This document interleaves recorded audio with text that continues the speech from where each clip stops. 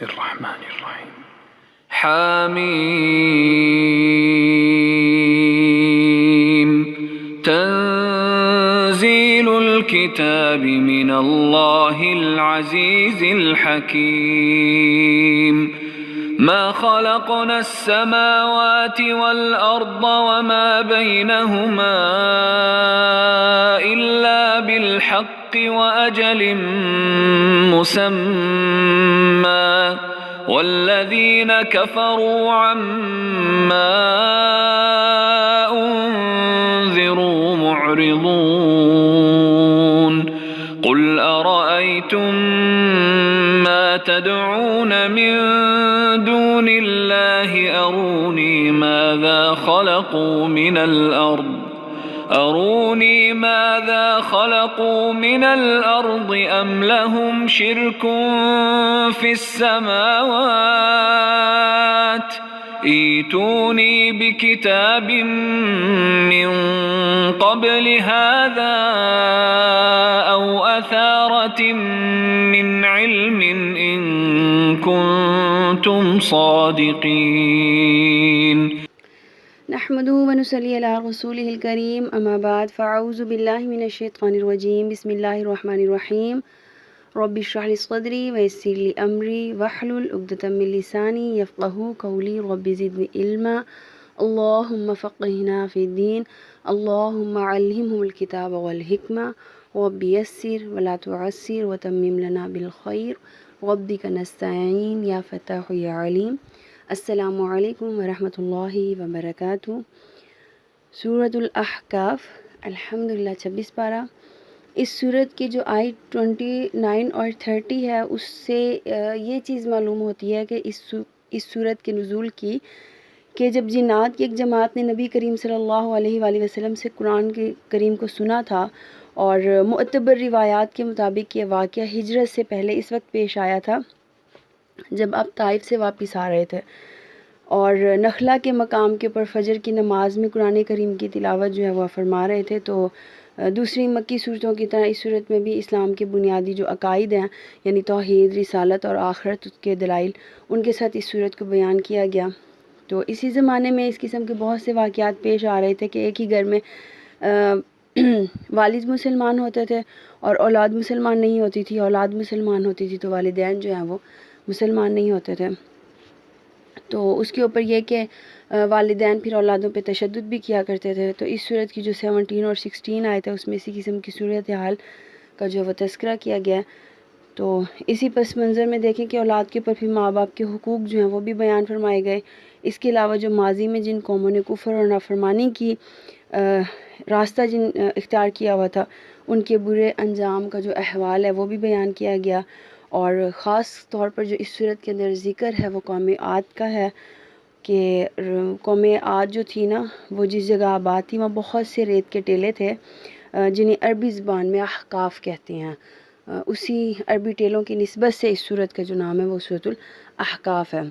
وادی طائف سے جب نبی کریم صلی اللہ علیہ وآلہ وسلم واپس آ رہے تھے اور نخلا کے مقام پہ جب تلاوت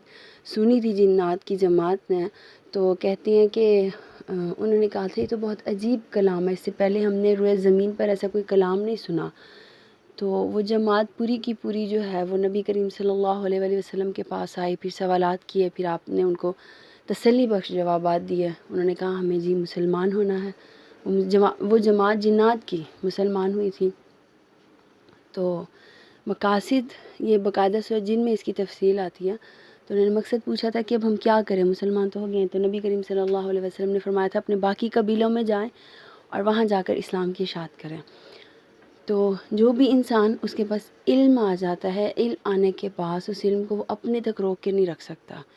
یہ اللہ رب العالمین کی طرف سے ایک جو عطائی تحفہ ہے جو ہر ایک فرد کے پاس نہیں آتا، یہ خاص لوگوں کے پاس جاتا ہے۔ علم کی سمجھ بوجھ، علم کے لحاظ سے حکمت، معاملہ فہمی، یہ تمام جو معاملات ہیں یا یہ جو تمام عطائے ربی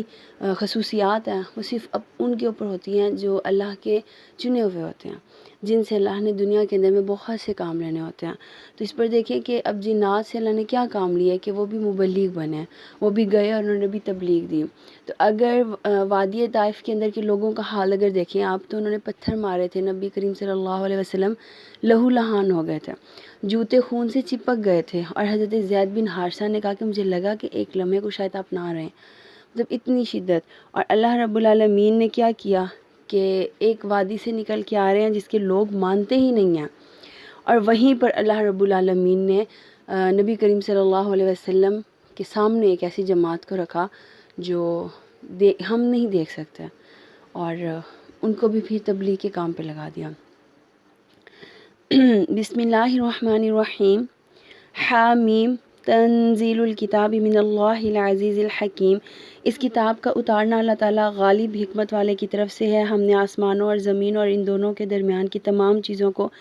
بہترین تدبیر کے ساتھ ہی ایک مدت معین کے لیے پیدا کیا، اور کافر لوگ جس چیز سے ڈرائے جاتے ہیں وہ منہ موڑ لیتے ہیں۔ قل ارأیتم، آپ کہہ دیجئے بھلا دیکھو تو جنہیں تم اللہ کے سوا پکارتے ہو مجھے بھی تو دکھاؤ کہ انہوں نے زمین کا کون سا ٹکڑا بنایا ہے، یا پھر آسمان میں ان کا کون سا حصہ ہے۔ اگر تم سچے ہو تو اس سے پہلے ہی کوئی کتاب یا کوئی علم ہی لے آؤ جو نقل کیا جاتا ہو۔ ومن اضل ممن یدعو، اور اس سے بڑھ کر کون گمراہ ہوگا اور کون ہوگا جو اللہ کے سوا ایسوں کو پکارتا ہے جو قیامت تک اس کی دعا قبول نہ کر سکیں بلکہ ان کے پکارنے سے محض بے خبر ہوں۔ وَإِذَا حُشِرَ النَّاسُ، اور جب لوگوں کو جمع کیا جائے گا، یعنی قیامت کا تذکرہ ہو رہا ہے، جب لوگوں کو جمع کیا جائے گا تو یہ ان کے دشمن ہو جائیں گے، اور ان کے اوپر جو یہ ان کی عبادت کیا کرتے تھے اسے صاف انکار کر جائیں گے، اور انہیں جب ہماری واضح آیتیں پڑھ کر سنائی جاتی ہیں تو منکر لوگ سچی بات کو جب کہ ان کے سامنے وہ سچ آ چکا کہہ دیتے ہیں کہ یہ تو صریح جادو ہے، یعنی محمد سوائے جادو کے اور کچھ بھی نہیں کر رہا۔ آپ اے نبی ان سے کہہ دیجئے کیا کہ اسے تو اس نے خود گڑھ لیا، یعنی وہ کہتے ہیں کہ اسے تو نبی کریم صلی اللہ علیہ وسلم نے خود کر دیا، تو آپ کہہ دیجئے کہ اگر میں اسے بنا کے لایا ہوں تو تم میرے لیے اللہ کی طرف سے کوئی اس چیز کا جو اختیار نہیں رکھتے ہو، یعنی اگر اس کو میں بنا کے لے بھی آیا ہوں، یہ میں نے خود میں نے اس کو گھڑ بھی لیا ہے، تو اس معاملے میں تم اللہ کے مقابلے میں میرا کوئی اختیار تو نہیں رکھ سکتے، یعنی میرا ہر اختیار اللہ رب العالمین کے سپرد ہے۔ آپ کہہ دیجئے میں کوئی بالکل انوکھا نبی تو نہیں ہوں، مجھ سے پہلے بہت سے انبیاء کرام گزر چکے۔ پھر آپ کہہ دیجئے یہ قرآن اللہ ہی کی طرف سے ہے اور تم نے اسے نہ مانا، بنی اسرائیل کی طرح ایک گواہ اس جیسی کی گواہی بھی دے چکا اور وہ ایمان بھی لا چکا، اور تم نے سرکشی کی، تو بے شک اللہ تعالیٰ ظالموں کو راہ نہیں دکھاتا۔ کافروں نے ایمانداروں کی نسبت کہا کہ اگر یہ دین بہتر ہوتا تو یہ لوگ اس کی طرف ہم سے زیادہ سبقت نہ کرتے، یعنی دیکھیں اہل مکہ کے اندر میں بھی یہی تھا، اے محمد صلی اللہ علیہ وآلہ وسلم اگر آپ کا دین بہت سچا ہے تو بڑے سرداروں میں سے کوئی ایمان کیوں نہیں لے کے آیا؟ یہ بلال ابن رباح اور ابو ذر غفاری اور ابو بکر اور زید بن حارثہ، حضرت علی، ان کی طرح کے لوگ کیوں ایمان لے کے آ رہے ہیں؟ کوئی بڑے معتبر کیوں نہیں ایمان لے کے آتے؟ اور یہی چیز 9 پارہ کے اندر حضرت شعیب علیہ السلام کو ان کی قوم کے سرداروں نے بھی کہا تھا۔ حضرت شعیب علیہ السلام کے بارے میں آتا ہے کہ اور حضرت صالح جن کی قوم کے اوپر عذاب آیا تھا محض اونٹنی کی کوچے کاٹ ڈالنے کے سبب، کہ یہ بہت اچھے اور بہت زیادہ ذہین اپنی قوم کے اندر میں شمار کیے جانے والے لڑکے تھے، لیکن جب انہوں نے اللہ رب العالمین کے واحد ہونے کی دلیل دی اور اسی کے ساتھ انہوں نے قوم کو تبلیغ دی تو قوم بھڑک بھی اٹھی، اور ساتھ میں قوم نے یہ بھی کہا کہ اگر تم باز نہ آئے تو ہم یا تو تمہیں سنسار کر دیں گے یا تمہیں جلا وطن کر دیں گے۔ اسی لیے اللہ رب العالمین درمیان میں لے کے آئے تھے، ہر نبی کے تذکرے کے بعد آپ ان سے کہہ دیجئے میں تم سے کوئی اجرت طلب نہیں کرتا، میرا اجر میرے اللہ رب العالمین کے ذمہ ہے، یعنی میں اس جو مبلغ بنا کے بھیجا گیا ہوں، میں اس تبلیغ کا جو اجر ہے وہ تم سے نہیں طلب کرا، وہ میرا اجر اللہ رب العالمین کے لیے ہے۔ اب دنیا کے اندر جتنے بھی مبلغ ہیں، جتنے بھی واعظ ہیں، وہ بہت الحمدللہ اچھا کام کر رہے ہیں، ٹھیک ہے، لیکن اجر اللہ رب العالمین کے ذمہ ہے۔ اگر کوئی دے بھی رہا ہے، کوئی اس معاملے میں ان کی مدد بھی کر رہا ہے تو یہ احسان نہیں ہے۔ اللہ رب العالمین فرماتے ہیں کہ یہ جو دین کا کام ہے یہ بیسیکلی دیکھیں نا، اللہ نے خود ہمیں دین سکھایا، اور سکھانے کے لیے انہوں نے جبرائیل امین کو سکھایا، پھر جبرائیل امین نبی کریم صلی اللہ علیہ وآلہ وسلم کے پاس آئے تھے اور وہاں انہوں نے نبی کریم صلی اللہ علیہ وسلم کو سکھایا، پھر آپ نے اپنے صحابہ کرام رضی اللہ اجمعین کو سکھایا، تو اس طرح یہ دین پھیلتا گیا۔ تو یہ اللہ کی جانب سے دیکھیں، جو بھی جہاں پہ بھی دین کا کام کرے، دین کی اشاعت کرے، وہ اجرت نہیں طلب کرتا، اور اگر سپوز کوئی اجرت طلب کر بھی رہا ہے آپ سے تو وہ اپنے وقت کی اجرت طلب کر رہا ہے، وہ علم کی اجرت نہیں طلب کر رہا۔ مثلا کسی کے پاس اپنی انکم کا سورس کچھ بھی نہیں ہے سوائے اس فیلڈ یعنی اس دینی کام کے حوالے سے، اب وہ اپنے ضروریات زندگی کو پورا کرنے کے لیے یہاں سے اجرت بھی لے گا، ٹھیک ہے، اور وہ لے گا کیونکہ اسے اپنے آپ کو یا خود کو سپورٹ دینی ہے، اپنی فیملی کو رن کرنا ہے، وہ لازماً آپ سے لے گا۔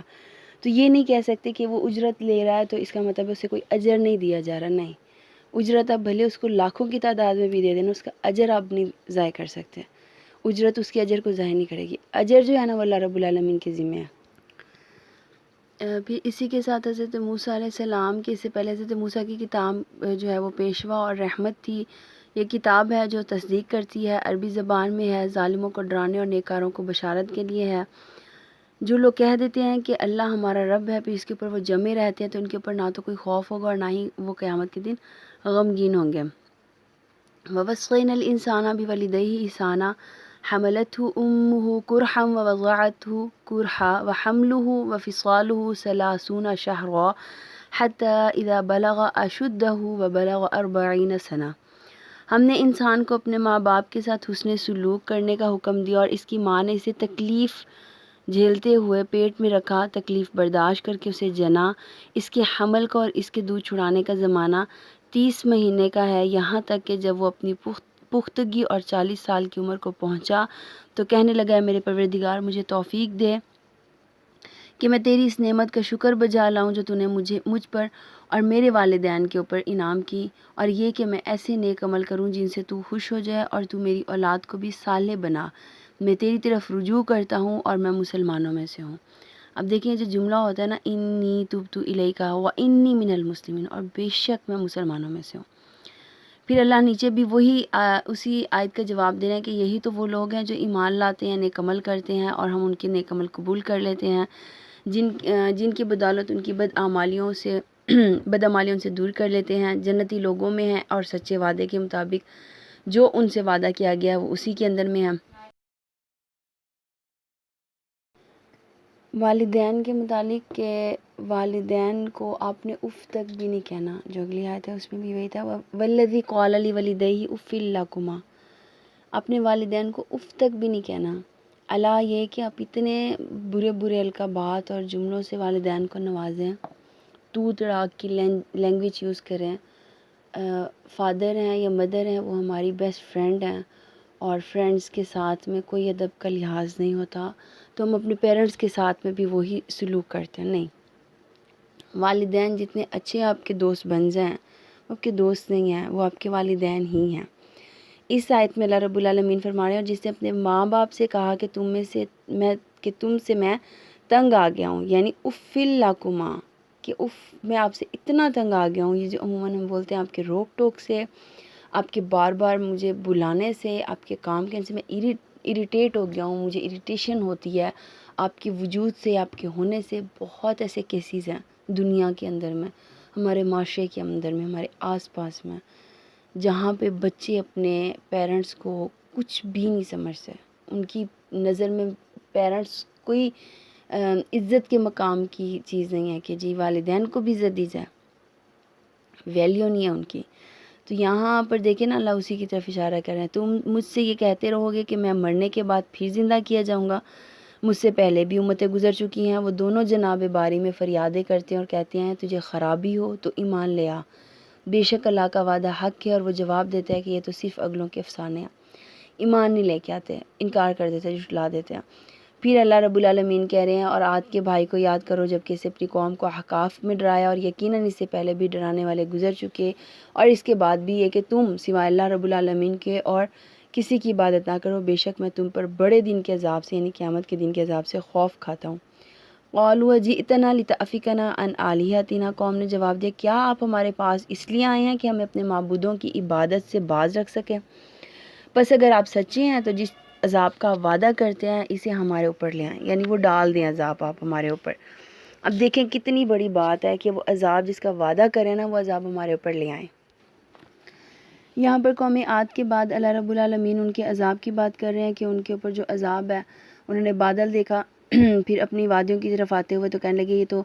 ابر ہے جو ہمارے اوپر برسنے لگا، لیکن در حقیقت اللہ فرما رہے ہیں وہ ابر یعنی ابر بادل نہیں تھا برسنے والا، بلکہ وہ عذاب تھا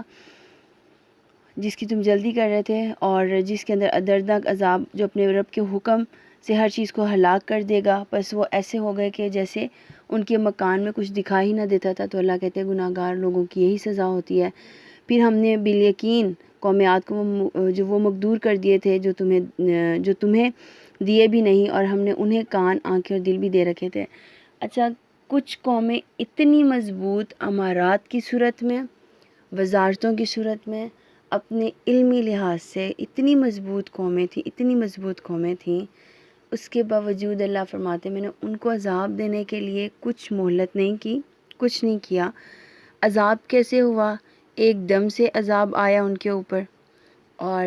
ان کی جو بستیاں تھیں وہ بالکل ہی نیست و نابود ہو گئیں، اور ان کے اوپر مسلط کیا گیا ایک چیخ کو، ایک بادل کو، یا کچھ بھی ایسا۔ تو اللہ رب العالمین کی طرف سے کہ اللہ فرما رہے تھے کہ یہ قوموں کو عذاب میں نے ایک ایک دیا، سوائے قوم لوط کے والمؤتفقات الٹی پڑی ہوئی بستیوں کے، وہاں پر دوہرا عذاب گیا تھا، باقی ہر قوم کو اللہ نے ایک ایک عذاب میں ہی مبتلا رکھا تھا۔ یقیناً ہم نے تمہارے آس پاس کی بستیاں تباہ کر دی، اور طرح طرح کی ہم نے اپنی نشانیاں بیان کر دی تاکہ وہ رجوع کر لیں۔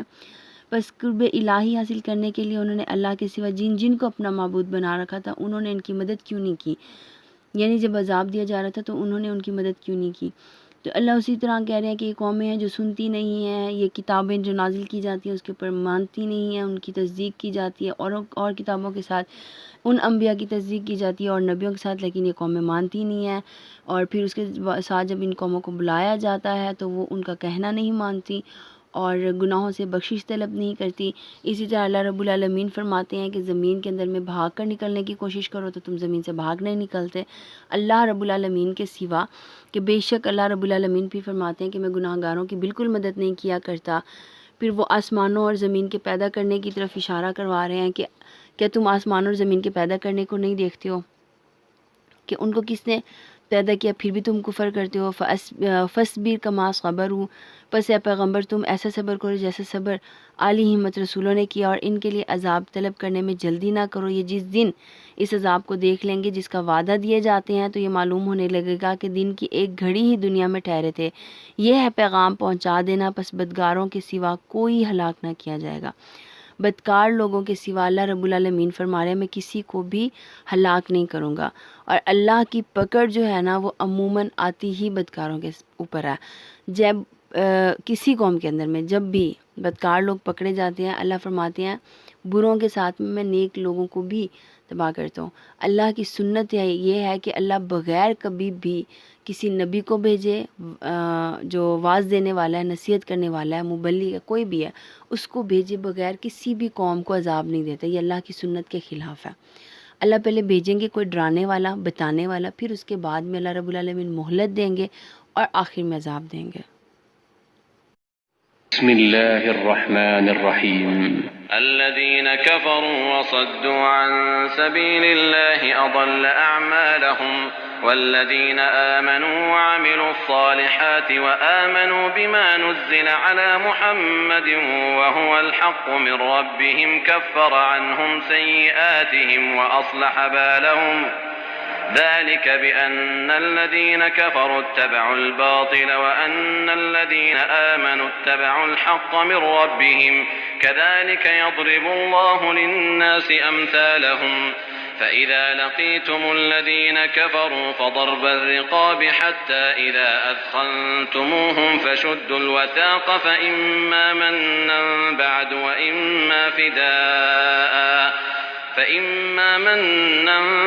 وإما فداء حتى تضع الحرب أوزارها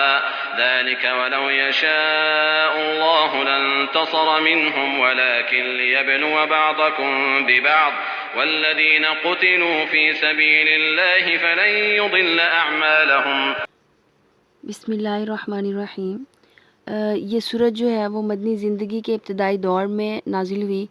اور جو مفسرین کی زیادہ رائے ہے وہ جنگ بدر کے بعد نازل ہونے والی صورتوں میں اس کا شمار کیا جاتا ہے۔ یہ اس وقت تھا یعنی یہ وقت وہ تھا جب عرب کے کفار مدینہ منورہ کی ابھرتی ہوئی جو اسلامی حکومت اور ریاست ہے تو اس کو کسی نہ کسی طرح زیر کرنے کی کوشش میں لگے ہوئے تھے، یعنی وہ حربے اپنا رہے تھے۔ تو اس کی صورت میں وہ حملوں کی تیاریاں بھی کر رہے تھے، جس میں اس صورت کا جو قتال کا بنیادی ذکر ہے وہ اس کے اندر میں آیا،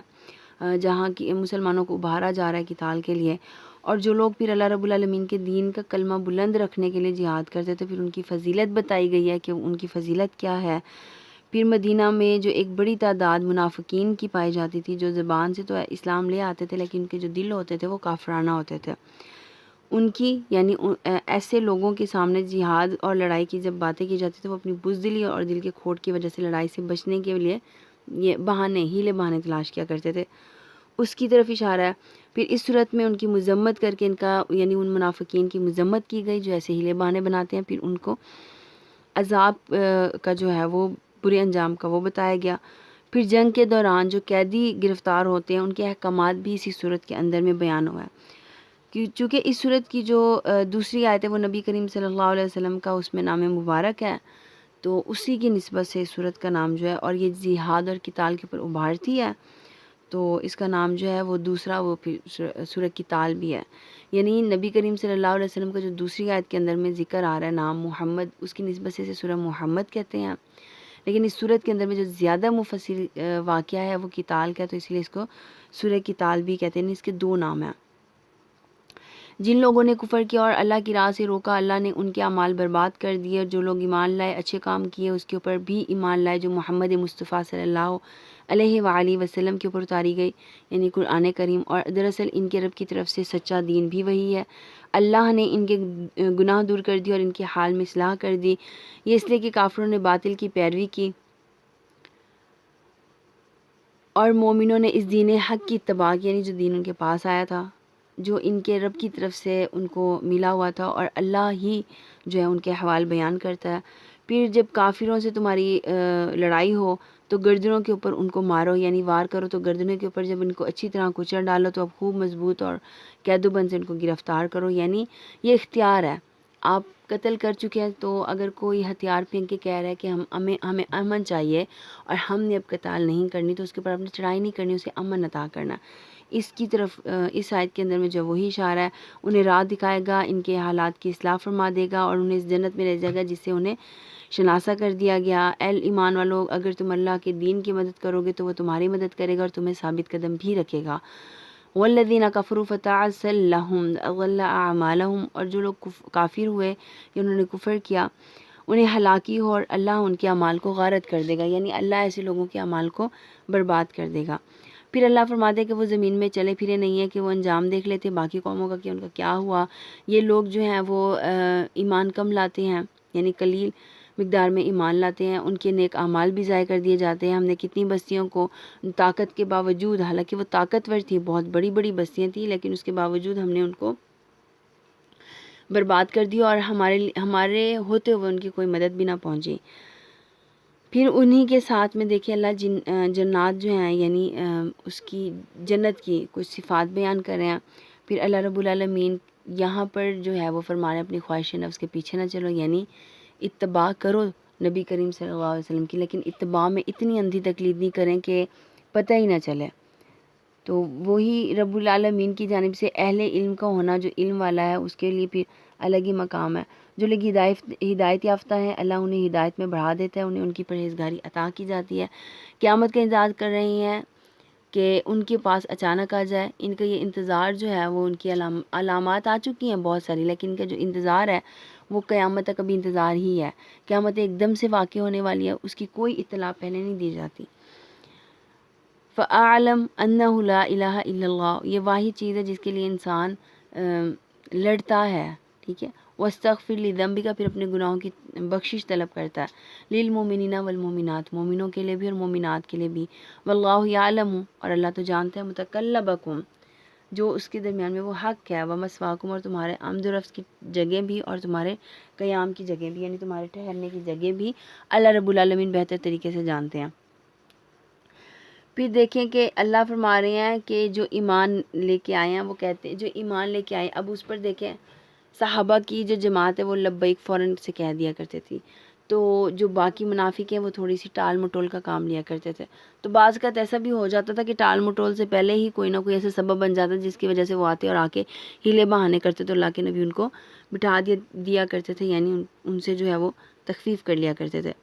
منافقین کی صفات سے ہمیشہ دعا مانگا کرے کہ اللہ ہمیں منافقین کی صفات سے دور رکھے. ہمارے اندر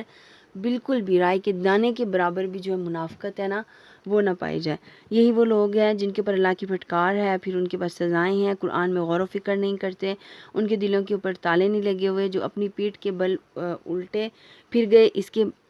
اس کے بعد کہ ان کے لیے ہدایت واضح ہو چکی ہے، یقیناً شیطان ان کے لیے ان کے فعل کو یعنی ان کے عمل کو خوبصورت بنا کر پیش کرتا ہے اور انہیں ساتھ میں ڈھیل بھی دے رہا ہے.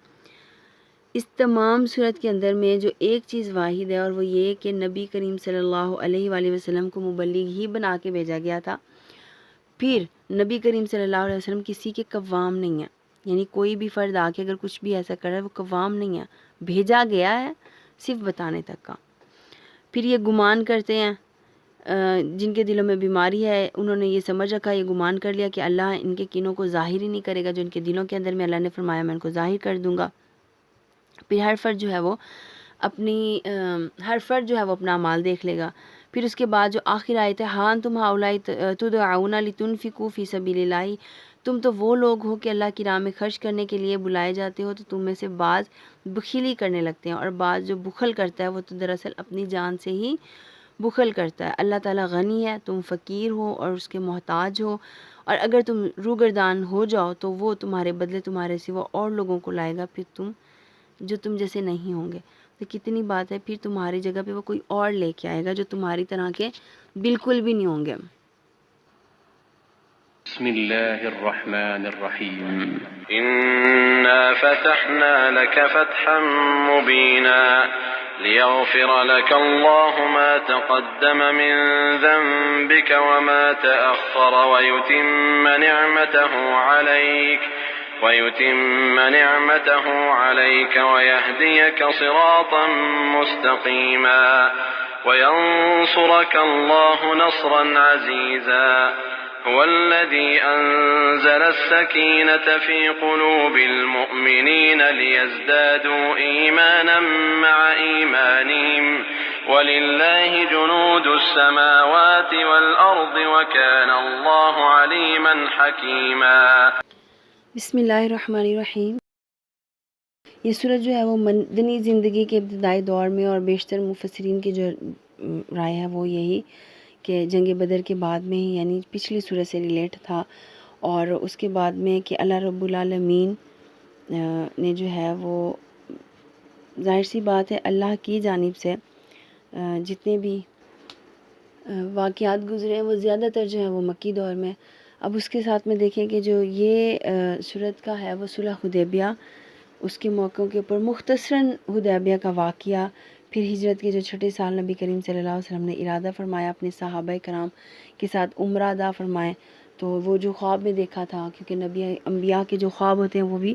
وہی ہی ہوتے ہیں، تو اس کی طرف. اور جو حضرت عثمان کو انہوں نے ایل سی بنا کر یعنی جو اپنا میسنجر بنا کے بھیجا تھا مکہ کی جانب میں، اور مکہ کے اندر وہ 3 دن کے بعد واپس نہیں آئے، تو لوگوں کو بھی لگا، صحابہ کرام کو اور نبی کریم صلی اللہ علیہ وسلم کو بھی، کہ اہل مکہ نے نعوذ باللہ کہیں عثمان کو شہید نہ کر دیا ہو. تو کیونکہ 3 دن ہو گئے تھے حضرت عثمان کو صرف یہ دیکھنے کے لیے بھیجا تھا آیا ہم احرام وغیرہ تو باندھ چکی ہیں، اب ہم وہاں پر جائیں ایک دم سے تو حالات اور ہو سکتے ہیں، تو عثمان جائیں اور پہلے جا کے خبر لے کے آئیں. تو حضرت عثمان گئے لیکن وہ واپس نہیں آئے، تو نبی کریم صلی اللہ علیہ وسلم کو صحابہ کو لگا کہ حضرت عثمان جو ہیں وہ شہید کر دیے گئے ہیں، تو اس کے اوپر جو ہے وہ بیعت لی گئی تھی، اور یہ گروہ کی شکل میں آئے تھے کیونکہ بہت سارے 1400 کے قریب صحابہ تھے، تو وہاں پر گروہ کی شکل میں آتے وہ بیعت لیتے، اور بیعت لینے کے بعد اللہ رب العالمین کی طرف سے دیکھیں کہ پھر نبی کریم صلی اللہ علیہ وسلم بیعت لینے کے بعد گروہ جو ہے وہ 12-15 جتنا بھی آتا، نیچے اللہ کے نبی کا ہاتھ ہوتا، اوپر جو ہے وہ ان لوگوں کا ہاتھ، اور اس کے اوپر آپ ہاتھ رکھتے اور فرماتے کہ اللہ نے بھی اسی طرح تمہارے ہاتھوں کے اوپر ہاتھ رکھا ہوا. تو اس صورت کا جو نزول ہے وہ حدیبیہ کا ہی مقام ہے تمام کے تمام، اور اس کے احوال دیے گئے ہیں. پھر یہاں پر اس صورت کے اندر بالخصوص صحابہ کرام کی تعریف کی گئی ہے، بالخصوص. بسم اللہ الرحمن الرحیم. انا فتحنا لک فتحا مبینا، بے شک اے نبی ہم نے آپ کو ایک کھلا فتح دی ہے تاکہ جو کچھ تیرے گناہ آگے آئے ہوئے ہیں اور جو پیچھے ہیں سب کو اللہ معاف فرمائے اور تمہارے اوپر احسان فرما کر تمہیں پورا بدلہ دے اور سیدھی راہ کے اوپر چلائے، آپ کو ایک زبردست مدد دے۔ وہی ہے جس نے مسلمانوں کے دلوں کے اندر اطمینان ڈال دیا تاکہ اپنے ایمان کے ساتھ ساتھ ہی وہ ان کے ایمان کو بڑھا بھی دیں یا بڑھ بھی جائیں، تاکہ مومن مردوں اور عورتوں کو ان جنتوں میں لے جائے جن کے نیچے نہریں بہہ رہی ہیں، جہاں وہ ہمیشہ رہیں گے اور ان سے ان کے گناہ دور کر دیے جائیں گے۔ اور اللہ کے نزدیک یہ بہت بڑی کامیابی ہے، اللہ کے نزدیک تھوڑی سی فتح بھی بہت بڑی قربانی ہوتی ہے۔ پھر تاکہ منافق مردوں اور منافق عورتوں اور مشرک مردوں اور مشرکہ عورتوں کو عذاب دیں جو اللہ کے بارے میں بدگمانیاں رکھنے والے ہیں، دراصل انہی کے اوپر برائی کا پھیرا ہے، اللہ نے ان کے اوپر جو ہے وہ غضب کیا، لعنت کی اور ان کے لیے دوزخ تیار کی کہ وہ بہت ہی بری لوٹنے کی جگہ ہے، یعنی جو ماننے والے ہیں ان کے لیے جنت ہے، جو نہیں مان لے ان کے لیے جہنم ہے۔ وَلِلَّهِ جُنُودُ السَّمَاوَاتِ وَالْأَرْضِ، اللہ ہی کے لیے آسمان اور زمین کے لشکر ہیں، جو غالب اور حکمت والا ہے۔ یقیناً ہم نے تجھے گواہی دینے والا اور خوشخبری سنانے والا اور ڈرانے والا بنا کر بھیجا۔ یہ نبی کریم صلی اللہ علیہ وآلہ وسلم کی چند خصوصیات ہیں۔ پھر اسی کے ساتھ کیوں بنایا؟ تاکہ تم نبی کی اوپر جو ہے وہ ایمان بھی لے کے آؤ اور اپنے رب کے سامنے جھکو اور تسبیحات وغیرہ بھی کرو۔ جو لوگ بھی بیعت کرتے ہیں وہ یقیناً اللہ سے بیعت کرتے ہیں، ان کے ہاتھوں کے اوپر اللہ کا ہاتھ ہے۔ جو شخص عیش شکنی کرتا ہے، یعنی دیکھیں کہ جو لوگ بیعت کرنا چاہتے ہیں تو وہ بیعت کر لیں۔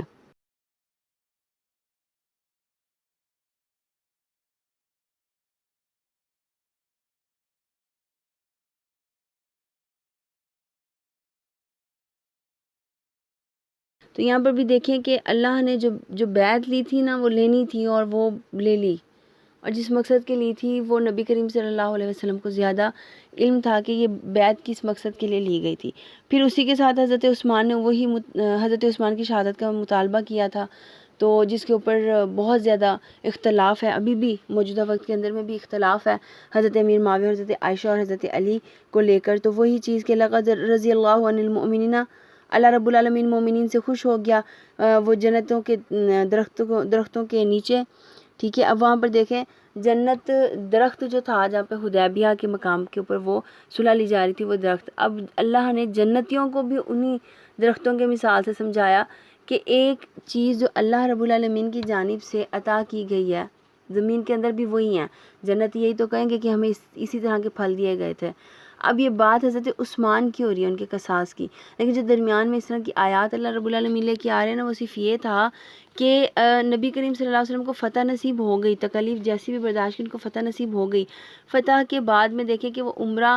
کرنے جا رہے ہیں تو بغیر اجازت کے جا رہے ہیں، لیکن یہاں پر اس کے اندر میں ہم نے دیکھا وہ اجازت کے لیے ایک کرندہ بھیج رہے ہیں، ایک میسنجر اپنا بھیج رہے ہیں۔ تو اللہ رب العالمین کی جانب سے یہ بہت بڑا احسان تھا مسلمانوں کے اندر کہ اللہ نے ان کو مکہ فتح کر دیا اور وہ ہر طرح کی سوالات سے اور ہر طرح کی اجازتوں سے جو ہیں وہ محفوظ ہو گئے۔ پھر اسی پر دیکھیں کہ اللہ رب العالمین کی جانب سے کہ اللہ نے ہر نبی کو جب بھیجا تو وہ انہی کے ساتھ میں مومنین کو اسلام کی دعوت دیتا تھا، تو اللہ ان سے بھی راضی ہے، پھر مومنوں سے بھی راضی ہے کہ وہ اپنی دنیا کی تجارت کے لیے، مطلب آخرت کی تجارت کے لیے وہ دنیا کو بھی درمیان میں چھوڑ رہے ہیں۔ وہ مغانم کثیرۃ یاخذونھا، اور بہت سی غنیمتیں جنہیں وہ حاصل کریں گے، اور اللہ غالب اور حکمت والا ہے، وہ جو جنتوں میں جائیں گے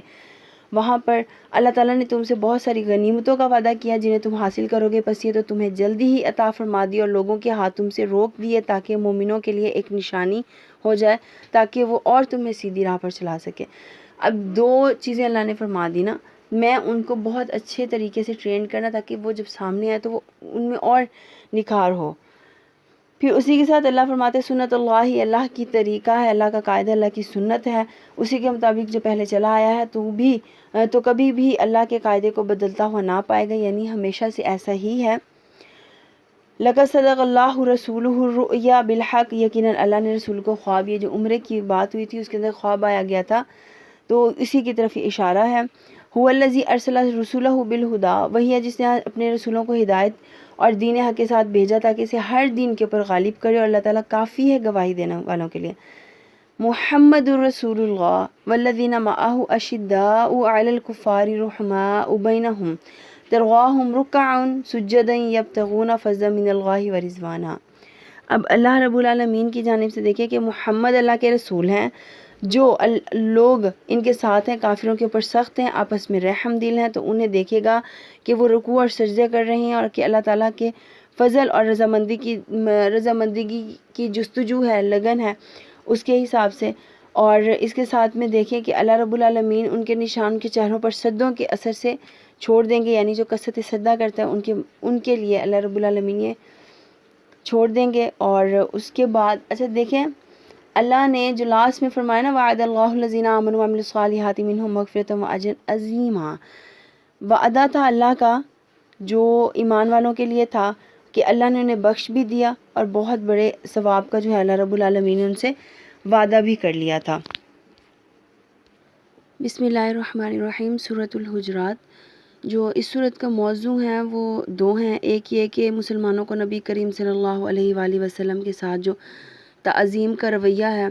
وہ کیسے اختیار کرنا چاہیے اس کے متعلق، اور دوسرا یہ کہ مسلمانوں کے درمیان جو اتحاد و اتفاق قائم رکھنے کے لیے جو اصول تھے ان کے اوپر عمل کرنا وہ ضروری قرار دیا گیا۔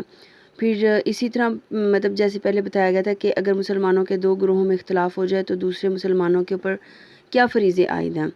تو اس کے اسباب یہاں بیان فرمائے گئے۔ پھر عام طور کے اوپر جو رہنے سہنے کے دوران آپس میں لڑائی جھگڑے ہو جاتے ہیں، یعنی رہن سہن کے درمیان میں مثلا ایک دوسرے کا مذاق اڑانا، غیبت کرنا، یا دوسروں کے معاملات میں ناحق جو ہے وہ مداخلت کرنا، بدگمانی کرنا، اس طرح کی جتنی بھی چیزیں تھیں تو ان کے اندر جو ہے یہ وضاحت اس صورت کے اندر ان کے متعلق وضاحت بھی فرمائی گئی ہے، اور ساتھ میں تاکید کے ساتھ خاندان، قبیلے اور زبانوں کی جو فوقیت ہے وہ بتائے گئی کہ اس کی بنیاد صرف اسلام ہے، یہ اسلام کی بنا کے اوپر ہے، اس کے علاوہ کوئی جواز نہیں ہے کہ آپ فوقیت حاصل کریں۔ یعنی اگر کوئی ایک ہی ہے، حبشی ہے، مسلمان ہے اور غیر مسلم ہے تو فوقیت ہمارے پاس مسلمان ہے، لیکن انسان تمام کے تمام برابر ہیں۔ پھر اس کے اوپر دیکھیں کہ اللہ نے فرمایا قرآن کے حساب سے ہی دیکھیں فوقیت جو ہے اللہ کے نزدیک میں اعمال کی بنا پر ہے، تقوی کی بنا پر ہے، کردار کی بنا پر ہے، تو فوقیت ان چیزوں کے اوپر ہے، نہ کہ یہ رنگ، نسل اور برادری وغیرہ کے حساب سے ہے۔ پھر اس صورت کے جو آخر میں ہے وہ یہ حقیقت بیان فرمائے گی کہ مسلمان ہونے کے لیے صرف زبان سے اسلام کا اقرار کر دینا کافی نہیں ہوتا، اس کے لیے اللہ اور اس کے رسول کے تمام احکامات کو دل کے ساتھ ماننا بھی ضروری ہوتا ہے، اور اس کے بغیر دیکھیں کہ اسلام کا کوئی بھی دعویٰ کرے تو وہ جھوٹا ہے، اس کے دل کے اندر اتباع سنت نہیں ہے، یعنی نبی کریم صلی اللہ علیہ وآلہ وسلم کی وہ اتباع نہیں کرتا، اور احکام شرعی جو اللہ رب العالمین نے نبی کریم صلی اللہ علیہ وسلم کے ذریعے ہمارے پر کچھ شریعت کے احکام نافذ فرمائے تھے ان سے بھی وہ کیا کرتا ہے، روگردانی کر دیتا ہے۔ پھر جو حجرات ہے جس کی نسبت سے یہ صورت کا نام رکھا گیا ہے وہ عربی زبان میں حجرہ کی جمع ہے، یعنی جو کمرے کو کہتے ہیں۔ تو اس صورت کی جو چوتھی آیت ہے نا اس کے اندر میں نبی کریم صلی اللہ علیہ وسلم کے جو رہائشی حجرے ہیں ان کے پیچھے سے آپ صلی اللہ علیہ وسلم کو آواز دینے سے منع فرمایا گیا، تو اسی وجہ سے اس صورت کا نام جو وہ سورۃ الحجرات رکھا گیا۔ اب یہاں پر دیکھیں اے ایمان والو، اللہ اور اس کے رسول سے آگے نہ بڑھو اور اللہ سے ڈرتے رہا کرو، یقیناً اللہ سننے والا اور جانے والا ہے۔ اے ایمان والو، اپنی آوازیں نبی کی آواز سے اوپر نہ کرو اور نہ ان سے اونچی آواز سے بات کرو جیسے آپس میں ایک دوسرے سے بات کرتے ہو، کہیں ایسا نہ ہو کہ تمہارے اعمال ضائع ہو جائیں، یعنی تمہیں خبر بھی نہ ہو اور تمہارے تمام کے تمام اعمال جو ہیں وہ ضائع کر دیے جائیں۔ اے ایمان والو، بے شک جو لوگ اللہ اور اس کے رسول کے حضور اپنی آواز پست کرتے ہیں، یعنی اللہ کے محبت کے لیے نبی کریم صلی اللہ علیہ وآلہ وسلم کی آواز کو بلند کرنا، اب یہ ہمارے لیے کیسے فرض ہوگا؟ اس آیت کے حساب سے دیکھیں نا کہ اللہ فرما رہے ہیں کہ حضور میں اپنی آوازوں کو پست کرو، جب نبی کریم صلی اللہ علیہ وسلم بول رہے ہو تو اپنی آوازوں کو پست رکھو۔ یہی وہ لوگ ہیں جن کے دلوں کو اللہ نے پرہیزگاری کے لیے جانچ لیا ہے، ان کے لیے مغفرت اور بہت بڑا اجر ہے۔ اب جو سنتے تھے صحابہ کرام، جب یہ حکم مل گیا تو اللہ رب العالمین کی جانب سے انہوں نے ایک محبت تو تھی ہی، تو انہوں نے اس کا یہ کیا کہ نبی کریم صلی اللہ علیہ وسلم کو ایسے عام لوگوں کی طرح مخاطب نہیں کرتے تھے کہ اے محمد، اے نبی، آپ ہماری بات سنیں، یہ کریں، ادب کا ایک لحاظ تھا۔ پھر دوسرا یہ کہ رستوں کا علم تھا کہ اس وقت میں یہاں سے گزریں گے، اس وقت میں یہاں سے گزریں گے، تو عموماً جو لوگ ہیں وہ پھر راستوں کے اندر میں کھڑے ہو جایا کرتے تھے، یا مسجد نبوی کے اندر میں آپ جو ایک سیشن چلا کرتے تھے کہ یہ اتنے ٹائم میں آپ وہاں پر بیٹھتے تھے اور لوگوں کی باتیں سنا کرتے تھے، تو وہ اس حساب سے وہاں پر بیٹھ کے جو ہے وہ اپنے مسائل ہیں ان کا احوال بیان کرتے تھے، وہ ڈسکس کرتے تھے۔ اب اگر موجودہ دور میں دیکھیں، وہ تو صحابہ کرام رضی اللہ اجمعین تھے۔ اب ہم نے کیا کرنا ہے، نبی کریم صلی اللہ علیہ وآلہ وسلم کی کوئی بھی احادیث مبارکہ بیان کی جا رہی ہو تو وہ حدیث سننے کے لیے ہمیں اپنے آپ کو کنٹرول کرنا ہے۔ اس حدیث کو سنتے ہوئے آپ کے ذہن میں کوئی سوال آیا، کوئی بات جو ہے وہ آپ شیئر کرنے کے لیے آپ کے مائنڈ میں آئی، کوئی مسئلہ آ گیا، کوئی مسائل آ گیا، تو آپ نے اس حدیث مبارکہ کو جو بیان کر رہا ہے وہ کوئی بھی XYZ پرسن ہو سکتا ہے، اس کو ٹوک کر آپ نے اپنی بات کو پہلے نہیں لانا۔ یہ آج کے دور کے اندر میں اگر آپ آج کے دور میں یہ کام کر رہے ہیں کہ نبی کریم صلی اللہ علیہ وآلہ وسلم کی جو حدیث مبارکہ ہے وہ بیان کی جا رہی ہے اور آپ نے اس کو ٹوکا یا اس بندے کو خاموش کرا دیا اور درمیان میں اپنی آواز لے آئے، یعنی اپنی بات لے آئے، تو یہ اللہ کو ناپسند ہے۔ آج کے دور میں بھی ان الذین ینادونک، جو لوگ آپ کو حجروں کے پیچھے سے پکارتے ہیں، ان میں سے اکثر بالکل ہی بے عقل ہیں۔ اگر یہ لوگ یہاں تک صبر کرتے کہ آپ خود سے نکل کر ان کے پاس آ جاتے تو یہی ان کے لیے بہتر ہوتا، اور اللہ غفور الرحیم ہے۔ اے مسلمانوں، اگر تمہیں کوئی فاسق خبر دے تو تم اس کی اچھی طرح تحقیق کر لیا کرو، ایسا نہ ہو کہ نادانی میں کسی قوم کو اذیت پہنچا دو پھر اپنے کیے کے اوپر پشیمانی اٹھاؤ۔ اب یہاں پر جو لفظ آیا نا فاسقن، فاسق خبر یعنی باطل خبر، بے بنیاد خبریں پھیلانے والا اگر اسے پھیلا دیا ہے تو اس کو آگے جو ہے نا وہ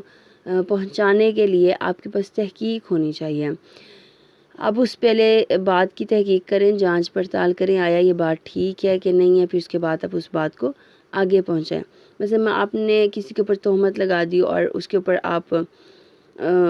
ڈٹائی کے ساتھ میں ہے کہ نہیں جی میں نے دیکھا تھا، اب اگلا پرسن جتنی مرضی قسمیں کھائے، آپ کے بولنے سے ذہن میں شک بھی آتا ہے، لوگوں کو شک آیا بھی، تو آپ گناہ گار ہیں، آپ فاسق ہیں، اللہ کے ایک حکم کی جو ہے حدود اللہ اس کی پاسداری نہیں کریں، نافرمانی کر رہے ہیں۔ تو بغیر تحقیق کے کوئی بھی بات آپ تک آتی ہے پہلے اس کو دیکھ لیں، تحقیق اس کی کر لیں کہ آیا یہ بات بالکل ٹھیک بھی ہے یا نہیں ہے۔ اگر نہیں ہے تو اس کو خبر کو چھوڑ دیں، اور اگر ٹھیک ہے اشاعت وقی ہے تو آپ کہہ دیں، اگر نہیں ہے تو پھر اس کو اپنے پاس چھپا لیں۔ آج آپ زمینی رازداروں کو اپنے اندر چھپائیں گے تو انشاءاللہ اللہ رب العالمین بھی ہمارے راز جو ہیں وہ آسمانوں میں چھپا لیں گے۔ جب حشر کا میدان ہوگا اس دن وہ ظاہر نہیں کیے جائیں گے۔ تو یہاں پھر آیت نمبر 13 کے اندر جو اللہ رب العالمین نے فرمایا نا کہ میں نے تم سب کو ایک ہی مرد اور عورت سے پیدا کیا، یعنی حضرت آدم اور ام حوا سے، اس لیے کہ تم آپس میں ایک دوسرے کو پہچانو۔ کنبے قبیلے بنا دیے ہیں، اللہ کے نزدیک تم سب میں باعزت وہ ہے جو سب سے زیادہ ڈرنے والا ہے، جو متقین ہے۔ ان اللہ علیم خبیر، اللہ کو بے شک ہر چیز کی خبر ہے۔ اب اس پر دیکھیں کہ اللہ نے یہ جو قومیں، نسلیں، برادریاں بنائی ہیں نا، وہ صرف اس لیے بنائی ہیں تاکہ ایک دوسرے سے پہچان ہو سکے، ایک دوسرے کو پہچان سکیں۔ لیکن دنیا کے اندر میں دیکھیں نا تو وہ نسل، ذات، برادری، رنگ، اتنا وہ ہمارے اندر میں کانشیس ہو گئے ہیں کہ کم ذات والے کو تو ہم نے کچھ سمجھنا نہیں ہے، جو کم سٹیٹس، کم حیثیت کا ہے اس کے ساتھ اس کی تو ہماری نظر میں کوئی ویلیو نہیں ہے۔ اسی طرح اگر کسی کا رنگ جو ہے وہ تھوڑا سا سیاہی مائل ہے تو ہم نے اس کو بھی نہیں کچھ سمجھنا کہ یہ جی اس کا جو رنگ ہے وہ تو سیاہی مائل ہو گیا۔ تو اللہ نے فرمایا تو میں نے پہچان کے لیے بنایا تھا، تمہارے لیے تو نہیں کہ کم ذات اور کم حیثیت کی نسبت سے تم ان کو جج کرنا شروع کر دو، یہ تو تمہارے لیے ہے ہی نہیں، تمہارے لیے تمام کے تمام انسان برابر ہیں۔ میں نے صرف پہچان کے لیے کہ لوگ پہچانیں، اس لیے یہ چیزیں میں نے بنائی تھی۔ سورۃ القاف جو اس سورت کا موضوع ہے نا وہ آخرت کا اثبات ہے، جو اصل موضوع اس کا ہے۔ تو اسلام کے عقائد کے اندر میں جو عقیدہ آخرت ہے نا تو اس کی بنیادی ایک اہمیت حاصل ہے۔ ظاہر سی بات ہے ہمارا عقیدہ ہوگا تو ہم اسی ایمان کے جو 5 ستون ہیں ان کے اندر میں ہم پورا اتر سکتے ہیں۔ یہی عقیدہ جو ہے نا وہ انسان کے قول اور فعل کی ذمہ داری کا احساس بھی اس کو پیدا کرتا ہے۔ یعنی اگر آپ کو یہ پتہ ہو کہ مجھے مرنے کے بعد واپس اٹھایا جائے گا اور مجھ سے سوال کیا جائے گا تو آپ کے اندر احساس پیدا ہوگا۔ پھر دل جو ہے نا وہ ہر وقت اس بات کے اوپر فوکس رہے گا کہ جی مجھے مرنا ہے اور مر کے مجھے اپنے رب کے پاس جانا ہے، اور جانے کے بعد وہ مجھے دوبارہ سے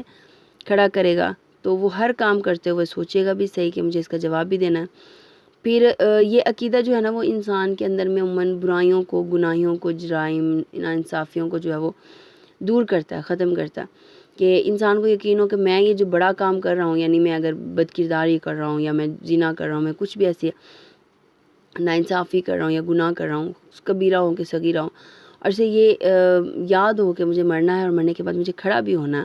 تو اس کے ساتھ میں دیکھیں کہ یہ انسان چھوڑ دے گا برائیاں آہستہ آہستہ۔ تو یہاں جو ہے وہ زندگی کے اندر میں قرآن نے آخرت کی جو زندگی ہے نا اس کو یاد دلانے کے لیے بہت زور دیا اس صورت کے اندر۔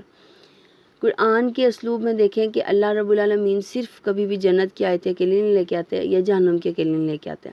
اللہ کا اسلوب یہ ہے کہ پہلے جہنم کا بتائیں گے تو لازماً جنت کی بشارتیں بھی دیں گے، یا جنت کا بتائیں گے تو لازمی بات ہے، لازمی امر ہے کہ اللہ جہنم کا بھی بتائیں گے، کیونکہ اللہ رب العالمین نے جنت و جہنم بنائی ہی جن و انس کے لیے، یعنی ہم بھی شامل ہیں اس کے اندر میں۔ نیک اعمال کریں گے تو جنتوں میں ہوں گے، برے اعمال کریں گے تو جہنم میں ہوں گے۔ تو یہاں پہ بھی اللہ نے وہی فرمایا کہ جی جو آخرت کی زندگی ہے اس کو یاد کیا کرو، اس سے ہوگا کیا، نتیجہ کیا نکلے گا کہ دنیا کی زندگی کو بہتر بنانے کی فکر بھی ہوگی اور اس کے ساتھ میں آخرت کو بہتر بنانے کی فکر بھی ہوگی۔ اب جو مکی صورتیں آ رہی ہیں نا ان میں زیادہ تر جو ہے وہ اسی عقیدے کی طرف دلائل اور قیامت کے حالات، جنت دوزخ کی جو وہ منظر کشی ہے نا اس کے اوپر زور دیا گیا، کیونکہ لوگ جو تھے نا مکہ کے وہ مانتے نہیں تھے،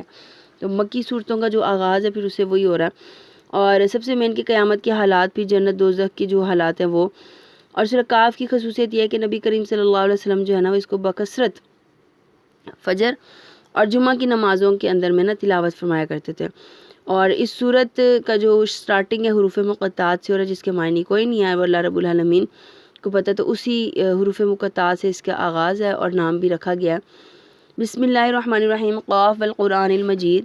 کاف بہت بڑی شان والے اس قرآن کی قسم۔ اب دیکھیں اللہ نے اس اتنی عظیم و شان کتاب کی قسم کھائی،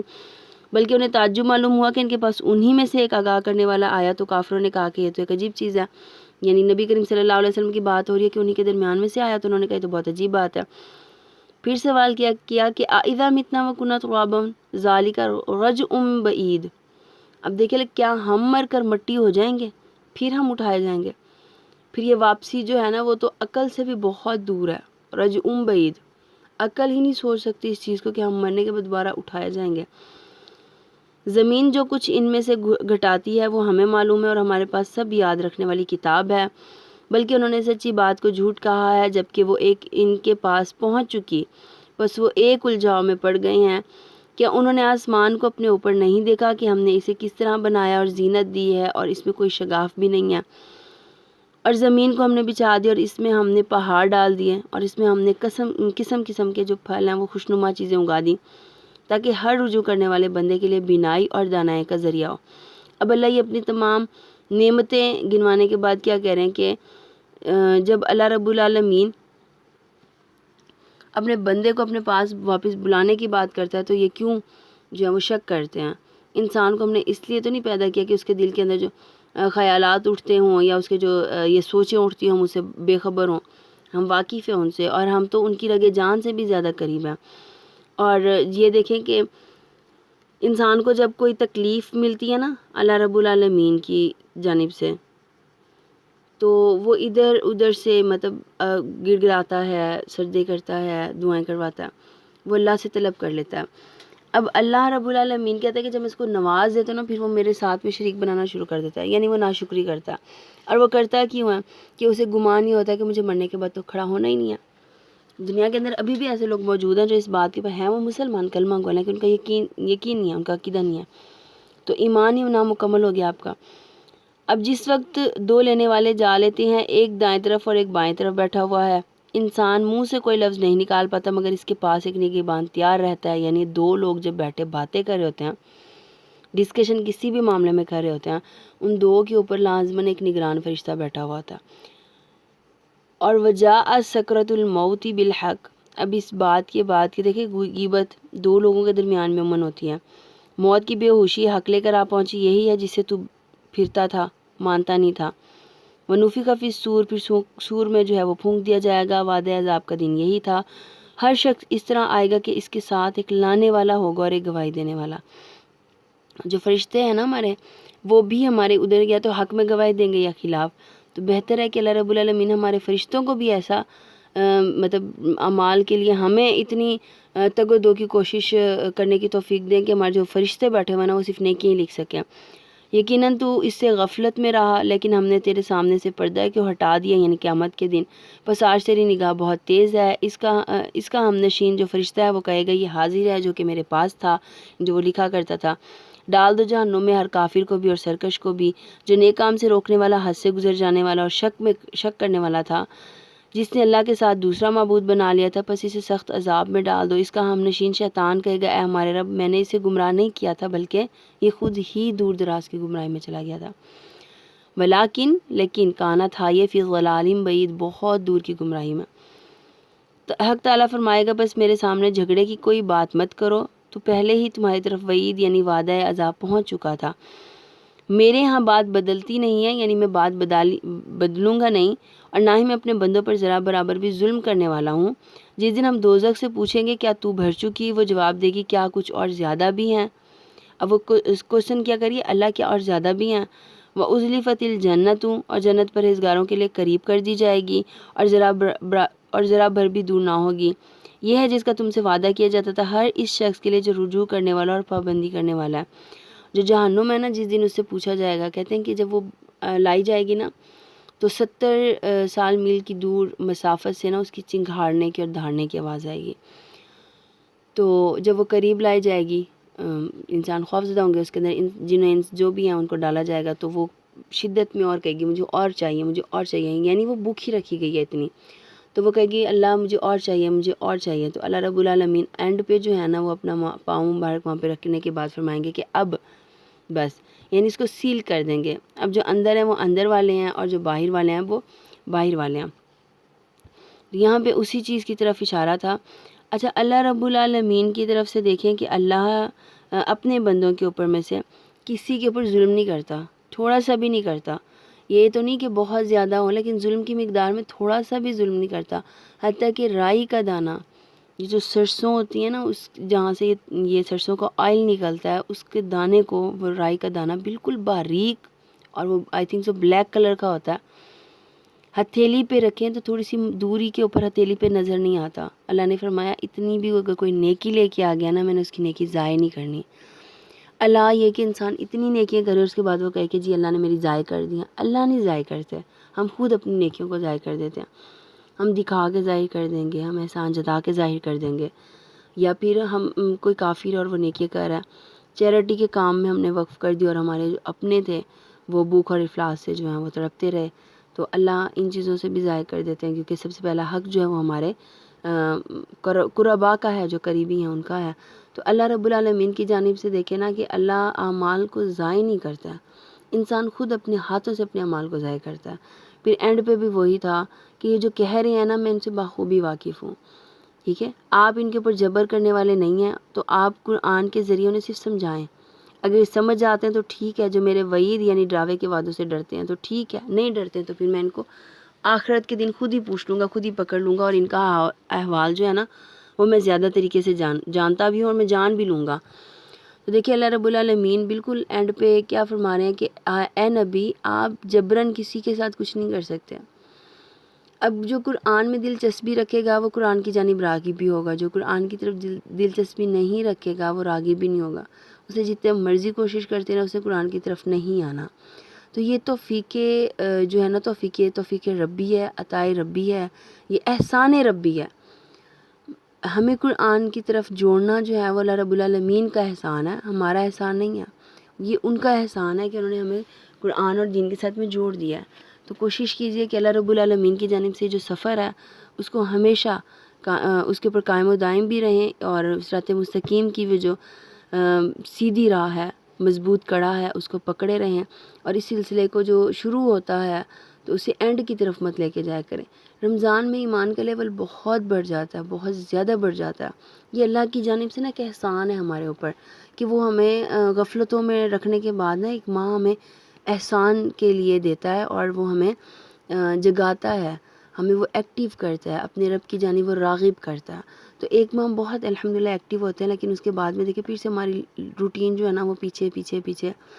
تو یہ کام نہیں کرنا، جو رستہ آپ نے چنا اس کے اوپر مستقل مزاجی کے ساتھ ڈٹے رہنا۔ نبی کریم صلی اللہ علیہ وسلم کو پسند بھی وہ اعمال تھے جو قلیل ہوں، بالکل چھوٹے سے ہوں، تھوڑے سے ہوں، پر متواتر ہوں، یعنی ان کا تسلسل جو ہے نا وہ نہ ٹوٹے۔ آج آپ نے شروع کیا، وہ اینڈ جب تک آپ کی زندگی ہے تب تک وہ ایسے ہی رہے۔ وآخر دعوانا ان الحمد للہ رب العالمین، ربنا تقبل منا انك انت السميع العليم وتب علينا انك انت التواب الرحيم. السلام علیکم ورحمۃ اللہ وبرکاتہ.